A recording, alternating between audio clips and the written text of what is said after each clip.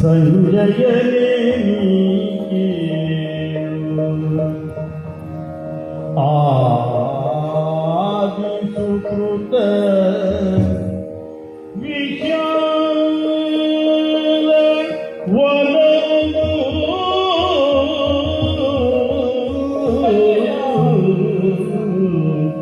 ಆದಜಲೆ ಸಂಜಯನೇ ನೀ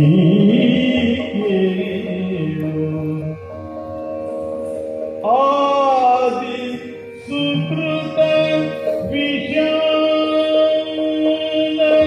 ವನವು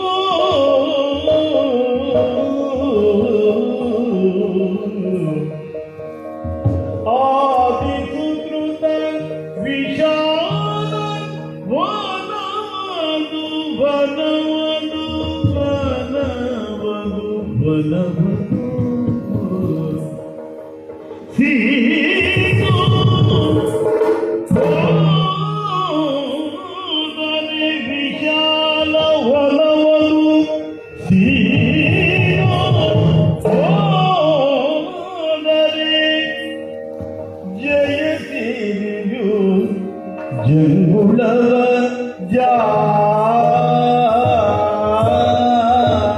ಜಾರಿದರೆ ವಿಶಾಲ ವನವನು ಸೀನು ಪೋದರೆ ಜಯಸಿರಿಯು ಜಂಗುಳವ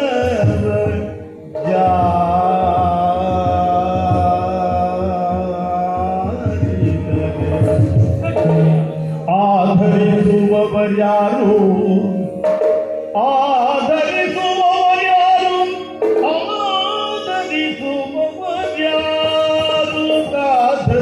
ಆಧರಿಸುವವರ್ಯಾರು ವಿಧಿ ವಿಧಿ ವಿಧಿ ವಿಧಿ ಬರೆದ ಆದಿ ಅಕ್ಷರಕ್ಕಿನ್ನು ಪ್ರತಿಕೂಲಾದಿ ಉಂಟೆ ಸಂಜಯ ವಿಧಿ ವಿಧಿ ಬರೆದ ಆದಿ ಅಕ್ಷರಕ್ಕಿನ್ನು ಆದಿ ಅಕ್ಷರಕ್ಕಿನ್ನು ಆದಿ ಅಕ್ಷರಕ್ಕಿನ್ನು ಪ್ರತಿಕೂಲಾದಿ ಉಂಟೆ ಪ್ರತಿಕೂಲಾದಿ ಉಂಟೆ ಪ್ರತಿಕೂಲಾದಿ ಉಂಟೆ ಎಂದು ಕಂಬನಿ ತುಂಬು ಉಸುರಿದನು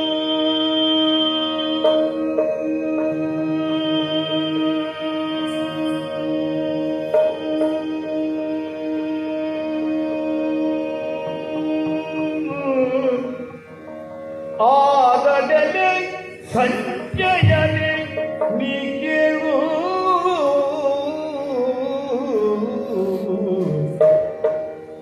ನೀ ಕೇಳು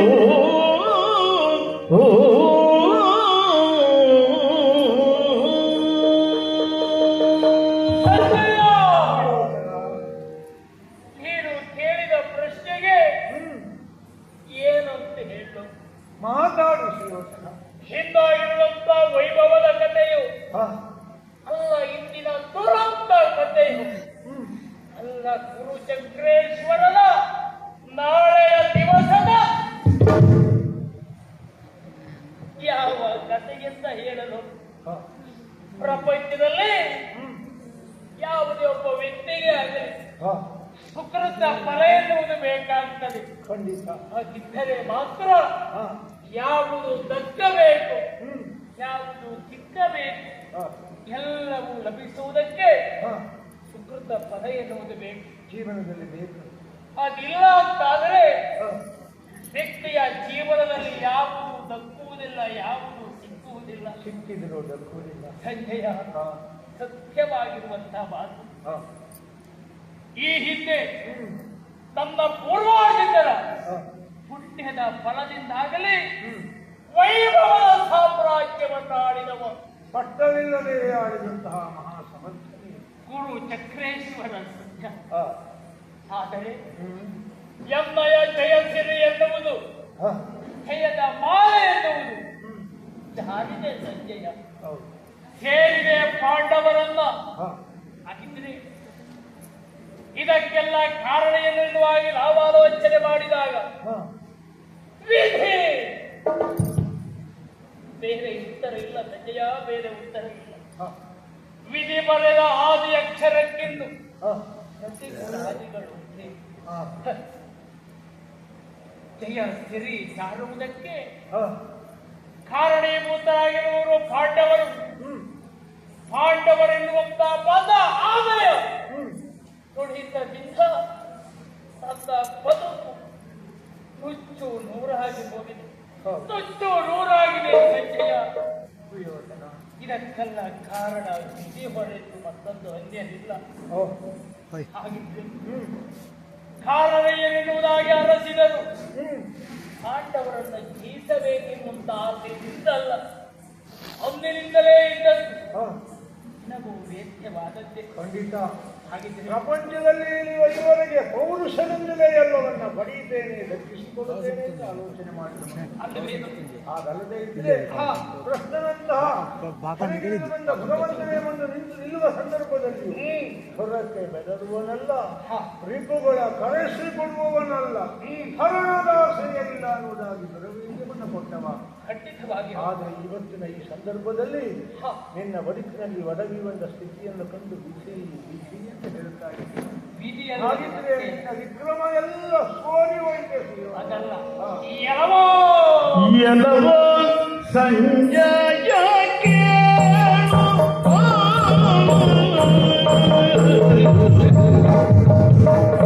ಎಲ್ಲವೋ ಸಂಜಯ ಕೇಳು. ಎಲ್ಲವೋ ಸಂಜಯ ಕೇಳು. ಏನ ಬೇಡಲಿ ನಿನಗೆ, ಏನಾದ್ರು ಬೇಡಲಿ ನಿನಗೆ. ಒಳ್ಳೆಯ ಕಡಿಮೆನು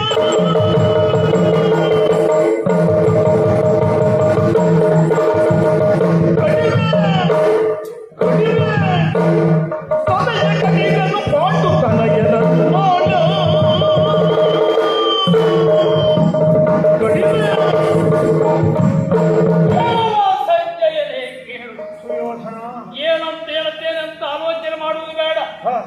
ಪ್ರಭು, ಹ್ಮ್. ಮುಂದಿನ ಮಾರ್ಗ ಏನು? ಹಾಗಿದ್ರೆ ಸಂಪೂರ್ಣವಾಗಿ ಸೋರನ್ನ ಒಪ್ಪಿದೆಯಾ ನೀನು? ಛೆ! ಹಾ. ಎಲ್ಲವನ್ನೊಂದ ಕಳೆದುಕೊಂಡೆ, ಹಾ. ಎಲ್ಲವನ್ನೊಂದ ಕಳೆದುಕೊಂಡೆ. ಹಾ. ಆದರೆ ಹ್ಮ್. ನಮ್ಮಲ್ಲಿರುವಂತ ಛಲ ಹ್ಮ್. ಇನ್ನು ಮಸದೇ ಉಂಟು. ಹಾ. ಒಂದು ನಾನು ಆಡಿದ ಮಾತು, ಹ್ಮ್. ಗೌರವ ಇರುವುದು ಹಾ. ನೆಲಕ್ಕಾಗಿ ಅಲ್ಲ, ಛಲಕ್ಕಾಗಿ ಎನ್ನುವ ಮಾತು. ಫಲಕೇವೆ ಅಂತ ಹೇಳಿದವನು ನೀನು. ಸರ್ಪಕ್ಕೆ ತನ್ನ ಗರ್ಭ ಅಂತ ಲೋಕ ನಿನ್ನ. ಅಲ್ಲವೇನು? ಹಾ. ಹಾಗಿದ್ರೆ ಹ್ಮ್. ಚಿಂತಿಸುವಂತ ಅಗತ್ಯ ಇಲ್ಲ. ಹಾ. ಇಂದಲ್ಲ ನಾಳೆ ದಿವಸ ಪಾಂಡವತನೆಯರ ಹಣೆಗಳಿಗೆ. ಸುಯೋಧನ. ಹಾ. ನಿನ್ನ ಸ್ವಭಾವಕ್ಕೆ ಸರಿಯಾದಂತಹ ಮಾತು ಹೌದು, ನಾನು ಒಪ್ಪುತ್ತೇನೆ. ಆದರೆ ಸದ್ಯದ ಬದುಕಿ ಬಂದ ಸನ್ನಿವೇಶವನ್ನು ನೋಡು. ಏನು? ಅಷ್ಟು ಸುಲಭ ಅಲ್ಲ ಇವತ್ತು ಪಾಂಡವರ ತಲೆಯನ್ನು ಕಡಿಯುವುದು. ಮತ್ತೆ ಪ್ರತಿಮೆನಂತೆ ನಿನ್ನನ್ನು ಬೆನ್ನತ್ತಿ ಬರ್ತಾ ಇದ್ದಾರೆ ಆ ಮರುತ ಸುತ್ತ ಭೀಮ.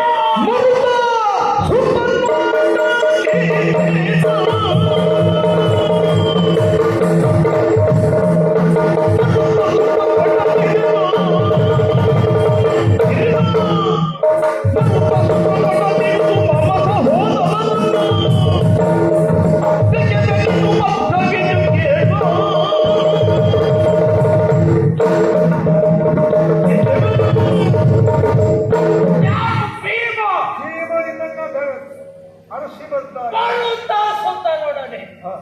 ಏನ ಕಾಣುವುದಕ್ಕೆ ಹಿಂಜರಿತೇನೆ ನಾನು. ಹಾ. ಬಿಡುವುದಿಲ್ಲ ಸಂಜಯ. ಏನು ಮಾಡಿ? ಆ ಭೀಮನ ಎದೆಯನ್ನು ತಟ್ಟಿ, ಹಾ. ಕರುಳನ್ನು ಬಗೆದು ಅದನ್ನ ಮಾಲೆಯಾಗಿ ಧರಿಸ್ತೇನೆ. ಅಲ್ಲಿಗೆ ಜಯ ನಿನ್ನ ಪಾಲಿಗೆ ಬದುಕಿ ಬರುವುದಿಲ್ಲ. ಮತ್ತೆ ಮೂರು ಲೋಕದ ಗಂಡು ಎಂಬ ಅಗ್ಗಳಿಕೆಯನ್ನು ಪಡೆದಂತ ಆ ಭಾರತ ವೀರ ಪಾರ್ಥನಿಗೆ ಹರಿ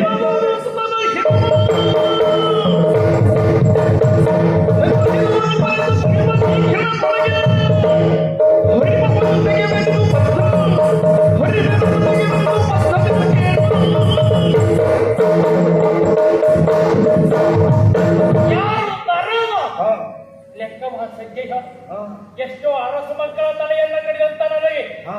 ಅವರೊಡನೆ ಕಾದಾಡುವುದು ಯಾವ ಲೆಕ್ಕವೂ ಅಲ್ಲ, ಯಾವ ಕ್ಷಣವೂ ಅಲ್ಲ. ಹಾ. ಅದೆಲ್ಲ ಹೌದು. ಹಾ. ಅನೇಕರವರಿಗೆ ಹೇಳುವುದಕ್ಕಡಿಲ್ಲ. ಹಾ. ಕೌರವೇಶ್ವರ ಉಳಿದ ಪಟು ಭಟರನ್ನ ನಾಳೆಯ ದಿವಸ ಹಾ. ರಣಸ್ಥಾನದಲ್ಲಿ ಮಾಡ್ತೀವಿ. ಸುಯೋಧನ, ಸಂಜಯ, ಇಂತಹ ದುರ್ಬಲವಾದ ಸನ್ನಿವೇಶದಲ್ಲಿಯೂ ನಿನ್ನ ಛಲ, ನಿನ್ನ ಬಲ, ಹಾ. ನಿನ್ನ ಆತ್ಮಸ್ಥೈರ್ಯವನ್ನು ನೀನು ಕಳೆದುಕೊಂಡಿಲ್ಲ ಎಂಬ ಸಮಾಧಾನ ನನಗೆ. ಸುಯೋಧನ, ಕೇವಲ ಇಷ್ಟು ಮಾತನ್ನು ನಿನ್ನಿಂದ ಕೇಳಿ ಹೋಗಬೇಕು ನಾನು ಬಂದವನಲ್ಲ. ಮತ್ತೆ ನಿನ್ನ ಹೆತ್ತವರ ಒಡಲಿನ ನೋವನ್ನು ಕಂಡು ಹಾ. ಅವರಿಗೆ ಸಾಂತ್ವನವನ್ನು ಹೇಳಿ ನಿನ್ನಿಂದ ಕಾಣುವುದಕ್ಕೆ ಬಂದವನು. ಅಂದ್ರೆ ನೀನು ಹೇಳುವುದು ಅವರಿಗೆ ಹೋಗಿ ನಿನ್ನ ಅಪ್ಪನಿಗೆ ಕೇಳಿದ ನಾನು ಏನು ಹೇಳು. ತಂದೆಗತಿ ಧೈರ್ಯವನ್ನು ತಾರತಮ್ಯದಿ ಕೇಳು. ತಂದೆಗತಿ ಧೈರ್ಯವನ್ನು ತಾರತಮ್ಯದಿ ಕೇಳು. ಇಂದು ಜನನಿಗೆ ದೃಢಗೊಳ್ಳಿನಿತೆಲ್ಲ ತಿಳುಗು.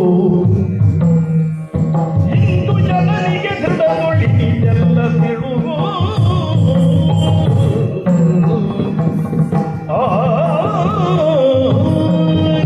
ಸಂಜಯ, ಸುಯೋಧನ, ಮುಂದೆ ಪ್ರಶ್ನೆ ಮಾಡಿದ ನಿನ್ನ ತಂದೆಯವರಿಗೆ ನಿನ್ನ ಅಪ್ಪನಿಗೆ ನಾನು ಏನು ಹೇಳುವುದಕ್ಕೆ ಹೇಳಿದ್ರೆ ಅಪ್ಪ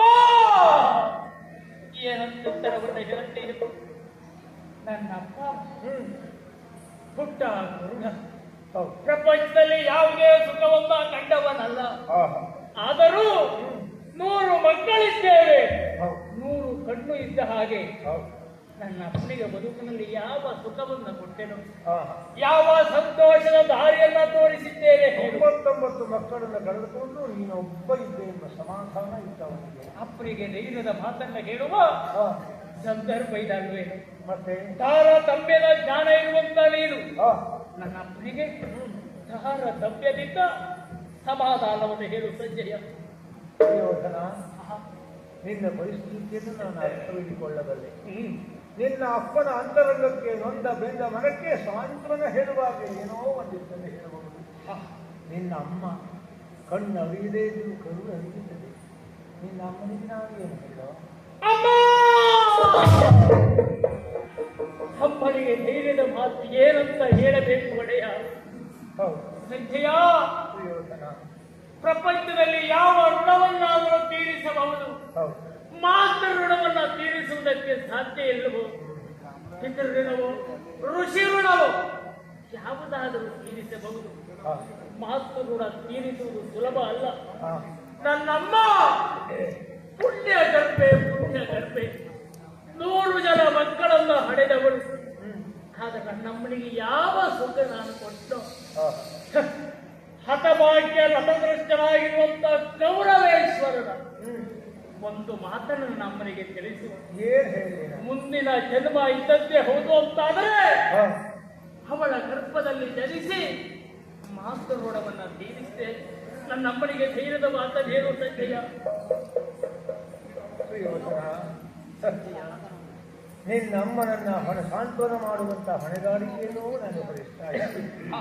ಅಲ್ಲಿಗೆ ನನ್ನ ಜವಾಬ್ದಾರಿಯನ್ನು ಮುಗಿಯುವುದಿಲ್ಲ. ಅಂದರೆ ಹೆತ್ತ ಮಕ್ಕಳನ್ನು ಕಳ್ಕೊಂಡವಳು, ಎಲ್ಲಿಯೋ ಹೊಂದಿದವಳು, ನಿನ್ನನ್ನೇ ನಂಬಿ ನಿನ್ನ ಹೆಜ್ಜೆಯಲ್ಲಿ ಹೆಜ್ಜೆ ಇಟ್ಟು ಸಪ್ತತ್ತು ಬದಿಯನ್ನು ತುಳಿದುಕೊಂಡವಳು ನಿನ್ನ ಮಡದಿ ಭಾನುಮತಿಗೆ ತರುಣಿಗತಿ ಧೈರ್ಯವನ್ನು ತಳುವುದು ಸಿರೈ ನೀನು. ತರುಣಿಗತಿ ಧೈರ್ಯವನ್ನು ತೊಡುವುದು ಸಿರೈ ನೀನು. ಅರಮನೆಯ ಜನಕ್ಕೆಲ್ಲ ಭಾಷೆಯನ್ನು, ಅರಮನೆಯ ಜನಕ್ಕೆಲ್ಲ ಭಾಷೆಯನ್ನು.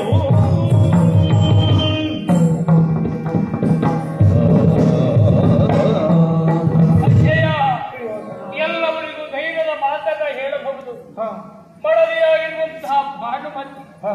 ನಮ್ಮ ಭಾಗ್ಯದ ಲಕ್ಷ್ಮಿಯವಳು. ಹೌದು. ನನ್ನ ಅರ್ಥ ನನ್ನನ್ನೇ ನಂಬಿದಿರುವಂತಹ ಜೀವ. ಹಾ. ಧೈರ್ಯದ ಮಾತನ್ನ ಹೇಳಬೇಕಾದದ್ದು ಹಾ.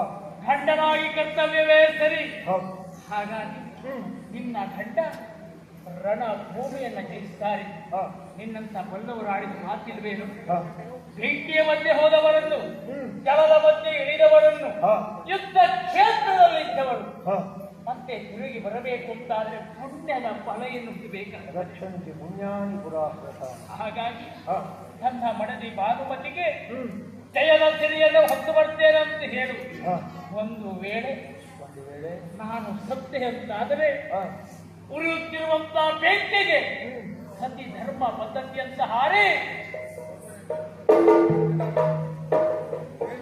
ನನ್ನ ಒಟ್ಟಿಗೆ ಬರುವುದಕ್ಕೆ ಹೇಳು. ಧೈರ್ಯದ ಮಾತನ್ನಾಡು. ಹಾ, ಇನ್ನು ಅರಮನೆಯಲ್ಲಿ ಹಾ, ಎಷ್ಟೋ ಜನರು ಹಾ.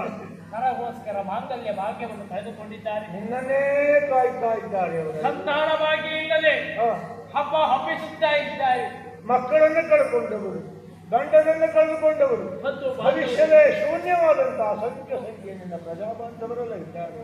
ಅಂತವರಿಗೆ ಹಾ, ನಿಮ್ಮೊಡೆಯ ಕುಲಚಕ್ರೇಶ್ವರ ಹಾ, ನಾಳೆಯ ದಿವಸ ಯುದ್ಧದಲ್ಲಿ ಜಯಿಸಿ ಬರ್ತೇನೆ ಅಂತ ಹೇಳಿ. ಸುಯೋಧನ, ಯಾವ ವಿಷಯವನ್ನು ನಿನ್ನಲ್ಲಿ ಮಾತನಾಡಿದರು? ನಾಳೆ ನಾಳೆ ನಾಳೆ ನಾಳೆ ಎಂದು ಬರಬೇಕಿತ್ತು, ಇನ್ನು ಮುಗಿಯಬೇಕಲ್ಲ ಸುಯೋಧನ. ಹಾಗಿದ್ರೆ ಹಿಂದೆಯೂ ಎನ್ನುವುದು ಪ್ರಶ್ನೆಯಾಗಿ ಉಳಿಯುತ್ತದೆ. ಅದಕ್ಕೆ ಹೇಳ್ತೇನೆ, ಸುಯೋಧನ, ತಾಂಡವನ ತಲೆ ಕಡಿಯುವ ವಿಷಯ ನಾಳೆ ಆದರೆ ಇಂದಿನ ತೀರ್ಮಾನ ಏನು? ಇಂದಿನ ದಿವಸ ಇದೇ ಸರೋಪರ ಬಂದು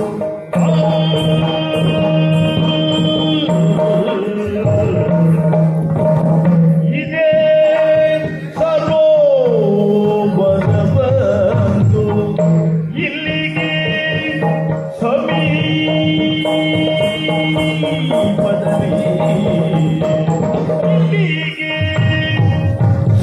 ಸಮೀಪದಲ್ಲಿ ಹುದುಗಿ ಕೂದೆ ಹುದುಗಿ ಕೂದೆ ಹುದುಗಿ ಕೂದೆ ಹುದುಗಿ ಕೂದೆ ಒಲಿಯ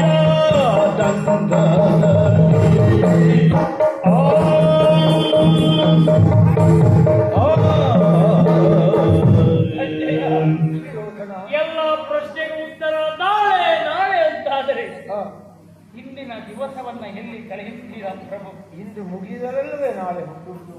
ಅದೇ ಸಮೀಪವಾಗಿರುವಂತಹ ಹಾ, ಹಾ, ಹಾ. ಸರೋವರ ಉಂಟು. ದ್ವೈಪಾಯನ. ದ್ವೈಪಾಯನ ಸರೋವರದಲ್ಲಿ ಹಾ, ಅಡಗಿ ಕುಳಿತುಕೊಳ್ಳುತ್ತೇನೆ. ಓ, ಬೇಸರ ಪಡಬೇಡ ಸಂಜಯ. ಹ್ಮ್. ಕುಲಚಕ್ರೇಶ್ವರ ಸಾಮ್ರಾಟನಾಗಿ ಬೆರೆದವ ಹಾ, ಇಂತಹ ಹಾದಿಯನ್ನ ಹಿಡಿದ ಎನ್ನುವ ಹಾಗೆ ಒಂದು ಸೂಜಿಯ ಮನವಷ್ಟು ನೆಲವನ್ನು ಕೊಡಲಾರೆ ಅಂತ ಹೇಳಿದವನಿಗೆ ಒಂದು ಹೆಜ್ಜೆ ನೆಲವೂ ನೆಲೆಯದೇ ಹೊಂದಿರು ಸುಯೋಧನ. ಅವರು ಭಾಗ್ಯ ಏನು ಮಾಡುವುದು? ಹಾ, ಹಾಗಾಗಿ ಹ್ಮ್, ಬರುವಂತಹ ಸಮಯದಲ್ಲಿ ಹ್ಮ್. ರಣ ದಾರುಣಿಯಲ್ಲಿ ಹಾ, ಅಜ್ಜ ಭೀಷ್ಮಾಚಾರ್ಯರನ್ನ ಕಂಡೆ. ಒಂದು ಮಂದಿಯ. ಅಜ್ಜ ನಮಸ್ಕಾರ ಮಾಡಿದೆ. ಹ್ಮ್. ಆಡಿದ ಒಂದು ಮಾತು ಏನು? ಏನ್ ಹೇಳಿ? ಇನ್ನು ಬದುಕಿದ್ದೀಯ ಮೊಮ್ಮಗನೇ ಅಂತ ಕೇಳಿದರು. ಹೌದು. ಹೌದಜ್ಜ ಅಂತ ಹೇಳಿದೆ. ಹಾ, ಆಗ ಅವರಾಡಿದ ಮಾತು, ಹಾ, ನಿನ್ನ ಜೀವನದ ಕೊನೆಯ ಘಟ್ಟದವರೆಗೆ ಹಾ, ಹೋರಾಟ ನಡೆಯಲಿ ಮೊಮ್ಮಗನಿಗೆ ಹ್ಮ್, ಎನ್ನುವ ಹಾಗೆ ಹೇಳಿ ಹ್ಮ್. ಜಲಸ್ತಂಭ ವಿದ್ಯೆಯನ್ನ ಉಪದೇಶ ಮಾಡಿದ್ದಾರೆ. ಓ, ಅದರ ಅನುಸಾರವಾಗಿ ಹ್ಮ್. ಇಂದಿನ ದಿವಸವನ್ನ ಹಾ, ಸುಖದಿಂದ ಕಳೆಯುತ್ತೇನೆ. ನಾಳೆ ನಾಳೆ ಜಯಿಸ್ತೇನೆ ಎನ್ನುವಂತ ವಿಶ್ವಾಸ ಮತ್ತು ನಿಮಗೆ ಆತ್ಮವಿಶ್ವಾಸ. ಸಾಧಿಸು ಸಂಜಯ. ನಮ್ಮವರೆಲ್ಲವರಿಗೂ ಧೈರ್ಯದ ಮಾತನ್ನಾಡು. ಸುಯೋಧನ, ಹೋಗಿದ್ರೆ ಹೇಗೆ ನಮ್ಮ ಪಾಲಿಗೆ ನೀವು ಭಾಗ್ಯದಾಯಕ. ಮತ್ತೆ ಮಾಡಿಕೊಂಡು ಯೋಗ ಇನ್ನು ಆ ಭಾಗ್ಯ ಸಂಜೀವ.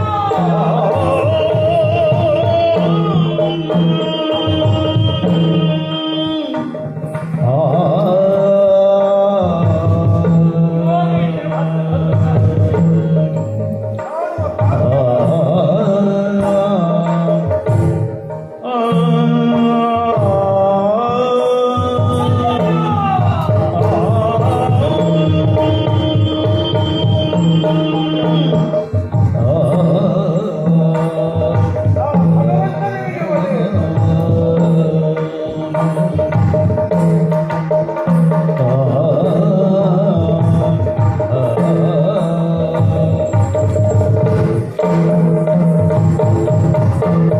ಎನ್ನೆನೋ ಚಿತ್ತದಲ್ಲಿ ಭೂತಲವು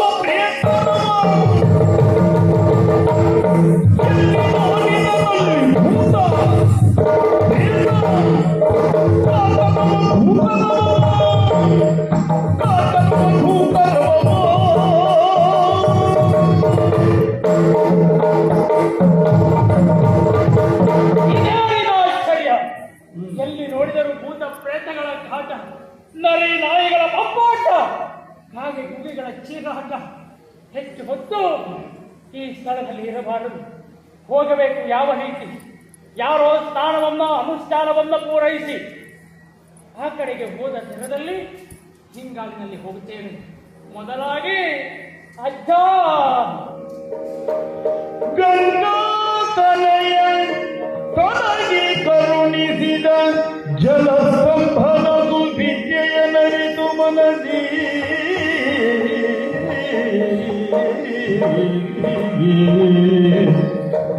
ಗಂಗಾತಲೆ ತನಗೆ ಕರುಣಿಸಿದ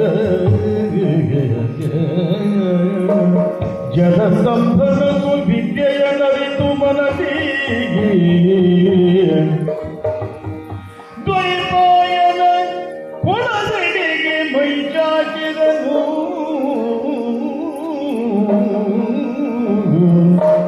ಏನೆಂಬೆ ದುರ್ಗತಿಯ